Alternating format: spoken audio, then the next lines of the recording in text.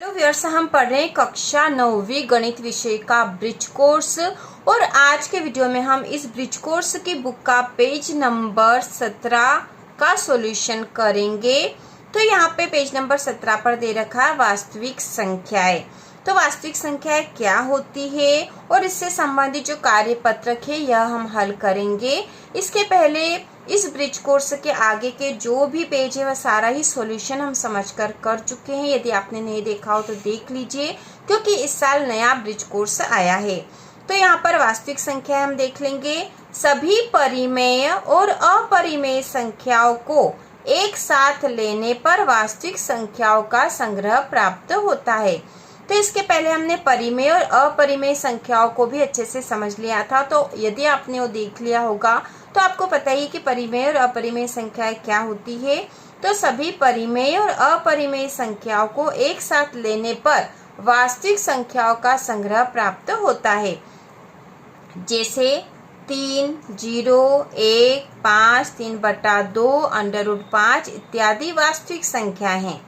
वास्तविक संख्या को संख्या रेखा पर दर्शाया जा सकता है। तो यहाँ पर वास्तविक संख्या दे रखी है। वास्तविक संख्याओं को R से प्रदर्शित करते हैं। और यहाँ पर परिमेय संख्या और अपरिमेय संख्या दोनों ही दे रखी है। और परिमेय और अपरिमेय दोनों ही प्रकार की संख्याओं को जब साथ में ले लेते हैं तो यही वास्तविक संख्याएं होती है। तो यहाँ देखो, थोड़ा सा समझ लेते हैं। सबसे पहले ये प्राकृत संख्या है जो 1 से शुरू होती है और अनंत तक होती है। 1 से लगाकर अनंत तक ये प्राकृत संख्या, और इन्हें n से प्रदर्शित करते हैं। इनके बारे में जानकारी पहले देख चुके थे। इसके बाद होती है पूर्ण संख्या, जिन्हें w से प्रदर्शित करते हैं और इसमें 0 भी शामिल होता है। तो 0 से 1, 2, 3 से लेकर अनंत तक की संख्या पूर्ण संख्याएं कहलाती है। जब इसी प्रकार की संख्याओं में ऋण वाली संख्याएं, जैसे 0 के पहले ऋण 1, ऋण 2, ऋण 3 आदि संख्याएं भी शामिल हो जाती इनमें, तो ये पूर्णांक संख्याएं कहलाती है और इन्हें z से प्रदर्शित करते हैं।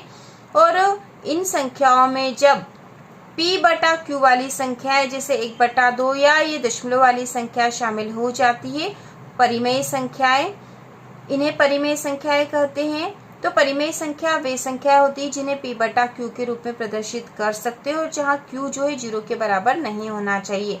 तो ये सारी मिलकर ये परिमेय संख्या हो गई। उसी प्रकार अपरिमेय संख्या हम देख लेंगे। तो अपरिमेय संख्या है जिसे p/q के रूप में व्यक्त न किया जा सके, जहां p और q पूर्णांक है और q 0 के बराबर नहीं है, जैसे √2, √3। तो ये अपरिमेय संख्याएं होती हैं। तो परिमेय और अपरिमेय संख्याओं का जब योग हो जाता है तो वो ही वास्तविक संख्याएं होती है। अब यहाँ पर कार्यपत्रक दे रखा है। कार्यपत्रक 11, सत्य असत्य लिखिए। इसमें पहला है 3 एक वास्तविक संख्या है। तो वास्तविक संख्या हमने ऊपर देख ली थी। तो 3 क्या एक वास्तविक संख्या है? तो हाँ, ये वास्तविक संख्या है और यह कथन सत्य है। तो हम यहाँ लिख देंगे सत्य। इसके बाद दूसरा है √7 एक वास्तविक संख्या नहीं है। तो √7 जो है ये एक अपरिमेय संख्या है। और वास्तविक संख्याओं में तो परिमेय और अपरिमेय दोनों प्रकार की संख्या शामिल है। तो √7 भी वास्तविक संख्या, लेकिन यहाँ लिखा है कि √7 एक वास्तविक संख्या नहीं है। तो ये कथन कैसा है? असत्य है। तो हम यहाँ लिख देंगे असत्य। इसके बाद तीसरा है परिमेय व अपरिमेय संख्याओं का संग्रह वास्तविक संख्या कहलाता है। तो यह कथन सत्य, क्योंकि अभी हमने ऊपर ही पढ़ा था कि परिमेय और अपरिमेय संख्याओं को एक साथ लेने पर वास्तविक संख्याओं का संग्रह प्राप्त होता है। तो यह कथन सत्य है।